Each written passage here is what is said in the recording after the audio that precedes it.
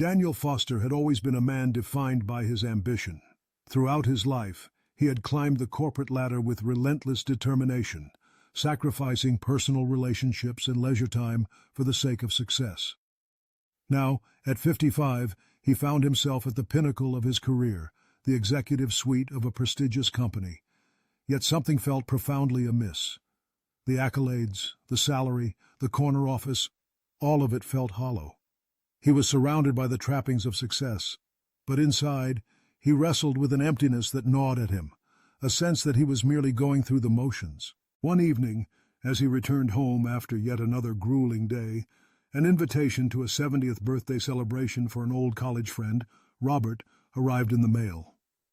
Daniel hesitated, contemplating the time he would have to carve out from his busy schedule.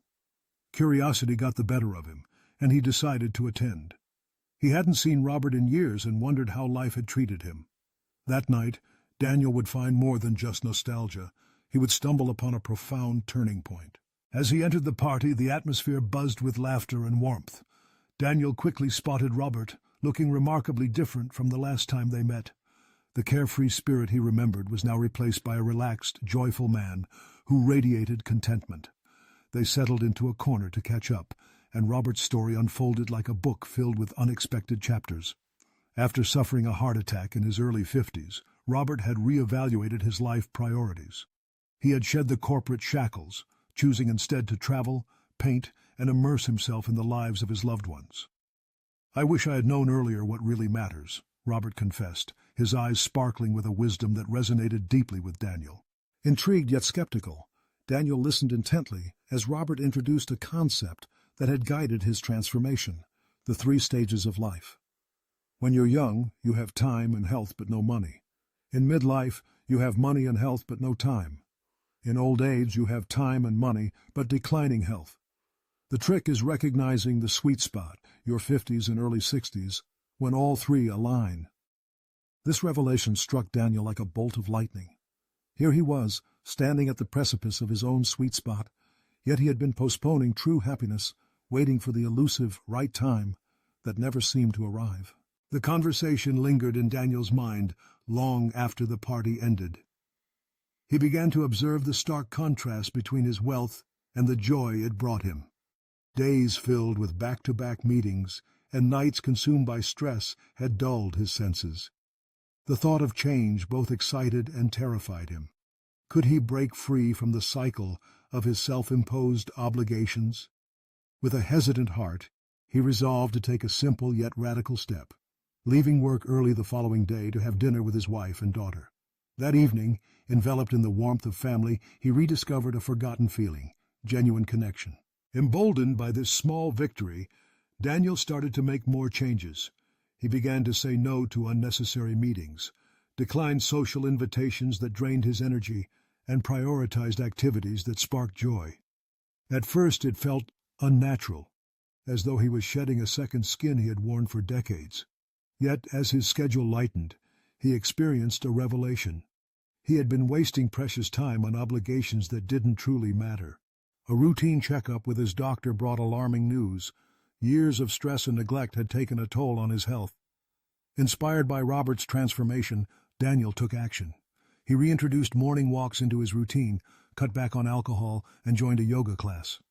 Each small step fueled a renewed energy he hadn't felt in years, awakening a sense of vitality that had long been dormant. As he embraced this newfound perspective, Daniel made another pivotal decision.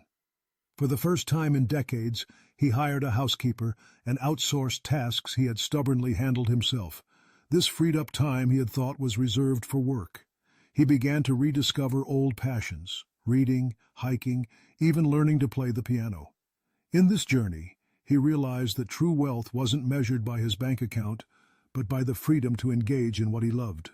One afternoon, while contemplating the purchase of a luxury car, Daniel paused.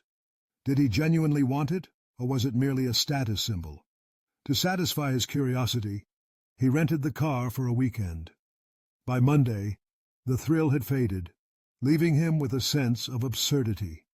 How many times had he been ensnared by the illusion that possessions could bring lasting happiness? When Daniel met with a financial advisor to discuss retirement, He anticipated a conversation about reducing expenses. Instead, as he envisioned his ideal future, filled with travel, learning, and experiences, he realized he needed a different strategy. Rather than delaying joy, he adjusted his financial plan to integrate it into the present, allowing him to savor life's moments now rather than waiting for some distant future. A year after that fateful birthday party, Daniel reflected on the remarkable changes in his life. He worked less, but felt more fulfilled. His relationships deepened, his health improved, and each day was infused with meaning. For the first time, he understood the essence of Robert's words. "I wish I had known earlier what really matters." At a company event, he noticed a younger colleague named Emily, visibly stressed and overworked. Remembering his own journey, he invited her to lunch and shared the lessons he had learned. He spoke about the importance of prioritizing joy and the power of saying no. Whether she would heed this advice was uncertain, but Daniel felt a sense of fulfillment in passing on the wisdom that had transformed his life. On his 60th birthday, Daniel found himself seated on a beach with his wife, watching the sun dip below the horizon. In that moment, he was free from the worries of missed meetings or unclosed deals. He had discovered the rare alignment of time, money, and health, and he intended to savor every moment. Life was no longer a race. It had become a masterpiece in the making, a canvas upon which he could paint the vibrant colors of joy, connection, and purpose.